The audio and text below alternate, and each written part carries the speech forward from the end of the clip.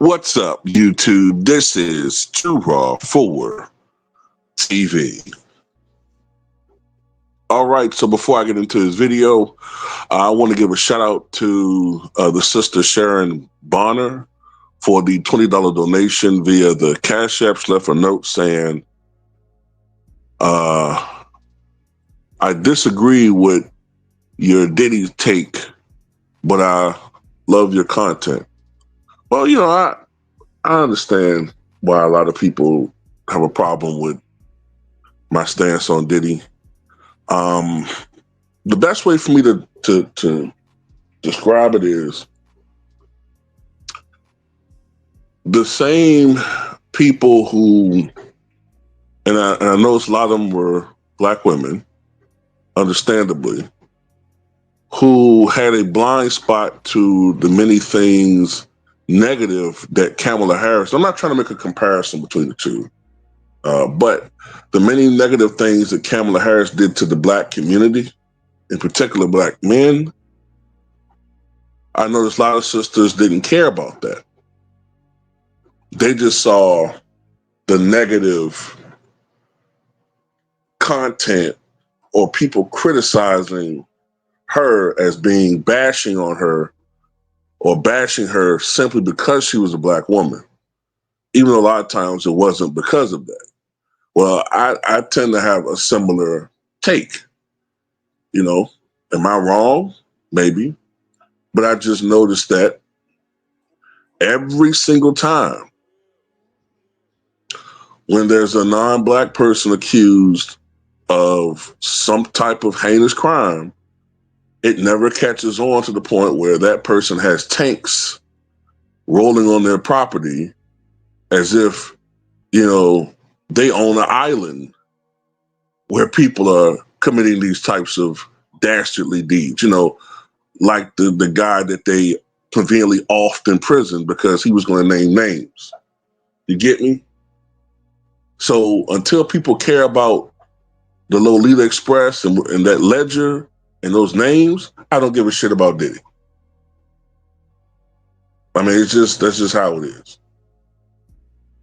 I'm tired of just seeing black men portrayed as, these devilish, these devilish incarnations of each and every crime. People want to care about, about Kanye. People want to care about, Kyrie Irving and his link to a movie, but nobody cares about Josh Giddey engaging in coitus with underage girls. People basically forced me to stop talking about that, and a lot of them look like me. So that's why I don't care anymore about whatever Diddy did. I don't. But, it is what it is. So let's talk about the point of this video. Right? Let's get into the meat of the coconut here. So there's this YouTuber, and his channel name is The Real Mind Crime. And he was doing a reaction to another YouTuber whose name I can't remember right now, but the original video was called The Real Reason Michael Jordan is Coming Back to the NBA. Now, the particular video that I'm reacting to is called, because it was a two-part video, The Real Reason Michael Jordan's Come Back to the NBA Part 2, right? And in essence, what he was talking about is the reason why Michael Jordan is coming back is because the NBA and the powers to be have come to the conclusion that the LeBron James era has been a failure, more or less. It's been a failure. This is the guy who they tried to make the face of the game, and the powers to be did pretty much everything they could, right, to make him the face of the game.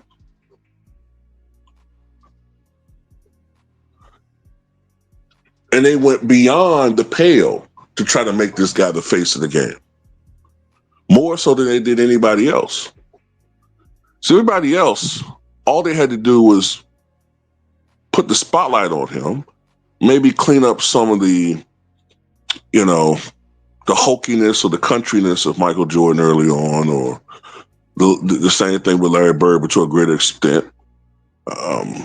Have Magic clean up some of the excesses as far as some of the things he was doing outside of basketball, or at least have the media be more complicit in putting a blind eye to some of that stuff, but making them make sure that off the court they were doing more fan-friendly things, all right? So in that aspect, LeBron's been good. You know what I'm saying? LeBron hasn't, well, up until the Diddy situation, LeBron's had been pretty good with that. But the problem with LeBron is, outside of some of those things like that, the other players did their part when it comes to the promotion of the game and taking the game from wherever the level the game was when they started and passing the baton to the next generation to have them move the game forward. LeBron's the first guy, and I know it's not just him, but he's the face, right? They claim that he's the face, right? He's the first guy who has fumbled the bag. He's fumbled the bag in so many different ways. And basically, Michael Jordan is coming back to be a better representation of what an NBA champion should be, and to explain what NBA basketball should be about, and what a leader and a champion and a quote-unquote GOAT should be about. And look, you start with his first 7 years in the league when he was with the Cleveland Cavaliers. That was back when I was a LeBron James fan. And that was back when he was just playing the game. Now, we heard rumors about him being an asshole, right? We heard rumors about him treating staff poorly. But I just attributed that to him being young. And I heard some similar things when it comes to Michael Jordan, how he treated fans poorly. So I didn't really, you know what I'm saying? I was being fair. But back then, LeBron was playing the game much more organically.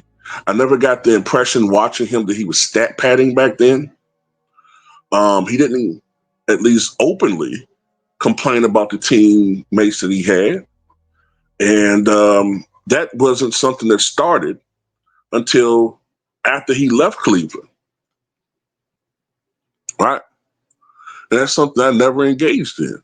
I never sit there and engaged in that bullshit about him not having teams sufficient to win a title. That was bullshit. Okay? But he failed. And the NBA knew that he failed. You might can bullshit some of these younger people, but you can't bullshit those who actually watched the basketball. The powers to be in the league and the networks that promoted the league had basically a campaign where they were pushing for a finals between the two guys who were being shown as the two best players in the league at that time, Kobe Bryant and LeBron Ramon James. The inevitable final showdown. Now, the thing about it, Kobe Bryant did his part. The Lakers were making it to the finals 2008, 2009, 2010. The problem is LeBron James, aside from that extraordinarily overrated 2007 run, couldn't get back to the big dance. He kept getting tripped up. When he was playing with a regular, when I don't want to say regular, but with a good team like anybody else, under regular conditions, he failed. Either it was the Boston Celtics knocking him out, or it was Dwight Howard knocking him out. You know, the same guy that everybody ridicules today. That same Dwight Howard squad, the Lakers made short work of. So then what happens? Well, LeBron colludes with Chris Bosh, Dwayne Wade. Initially, it was supposed to have been Dwayne Wade and Carmelo Anthony, but he chose the bag and went to New York. But he colludes to join this super team, right? So the Boston Celtics made him run from Cleveland. He quit on the Cavaliers. Say what you might say about the bad boy Pistons, but Michael Jordan never actually quit the Chicago Bulls. LeBron quit because that's what he does when the going gets tough. He quits.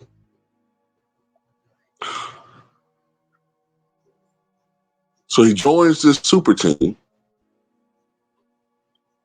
He goes there and says, not one, not two, not three, not four, not five, not six, not seven. So he already came into the situation bragging and talking about what they're going to do, right? Instead of being humble. And then they fail. They fail. And and you saw the arrogance in him at the time. People forget, especially that first year in Miami, LeBron was the number one villain in the NBA. Aside from especially the first 2 months of the league, of that season, that league, everywhere outside of Miami, he was getting booed.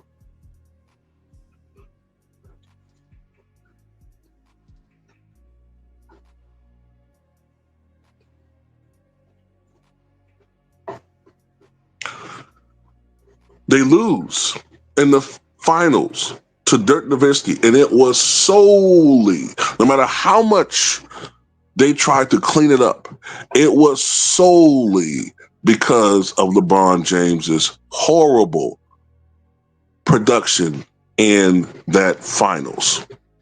That right there, to paraphrase him, that right there pushes him out of the GOAT conversation. Michael Jordan never performed that poorly in an NBA Finals consistently, or in any playoff series that consistently awful, especially in his prime.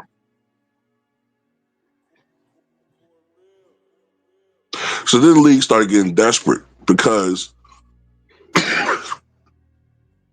this guy was failing to get to the finals with his Cavaliers team.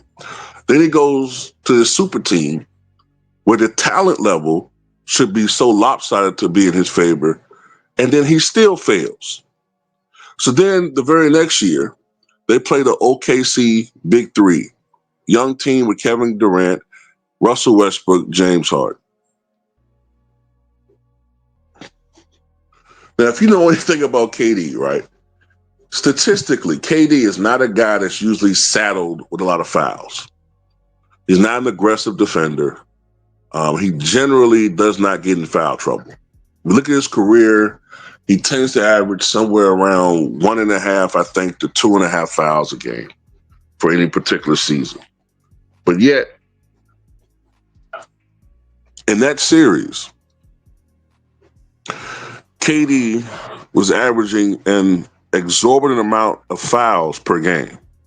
Why is that? Because the NBA was forced to rig that series to give LeBron James a ring.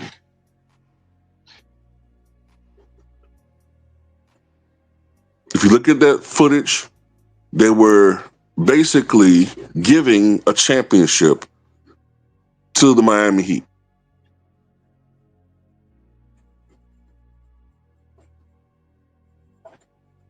Now, I get it was 4 games to 1, but that series should have been a lot more competitive at the very least. And had they been able to just play regular basketball, who knows? That series could have went 7 and Thunder could have won it. Then, of course, we all know Ray Allen saved LeBron James's legacy the very next year when LeBron didn't come through in Game 6. Yes, I know LeBron had a masterful Game 7. Yeah. But Game 6, that would have been the end of that series if it wasn't for Ray Allen hitting that clutch shot. And then we all know in 2014 that the Spurs get revenge. Manu Ginobili is to turn the ball over the place like he did in the year before. And they win that finals in 5 by what was then the largest margin on average by an NBA team in NBA history in the finals. So even with all of the help, the Super Heatles, the Miami Heat, only go 2-2 in the finals. That's not that impressive. The Bulls, with Michael Jordan playing with Judd Bushler and, Steve Kerr, Bill Winnington, Luke Longley, Jack Haley in '96, an ancient Robert Ory, Robert Parrish. That team went 6-0 in the NBA Finals.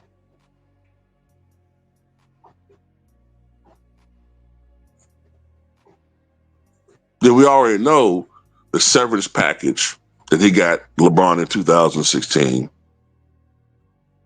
A convenient suspension in a critical game of a player that had the Warriors won would have been their finals MVP.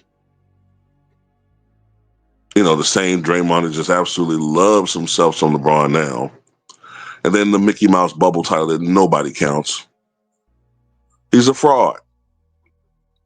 Now, of course, Michael Jordan's not going to come back and badmouth him, and that's not Michael Jordan's style. I know that. That's our job to do that. Michael's going to play the high ground and just critique the game in a way where he's going to get his point across in an elegant manner befitting of a GOAT. Basically, the NBA is bringing back the adults to clean up what the kids, the 40-year-old kids who talking emojis all day, going to clean up what those guys, what that guy, I really should say, although he has help with Kevin Durant too, but what those guys have messed up. So yeah, check that video out that I'm talking about. Once again, the video is from The Real Mind Crime, reacting to the real reason Michael Jordan's come back to the NBA, part 1 and part 2. Good video, man. But tell me what you guys think.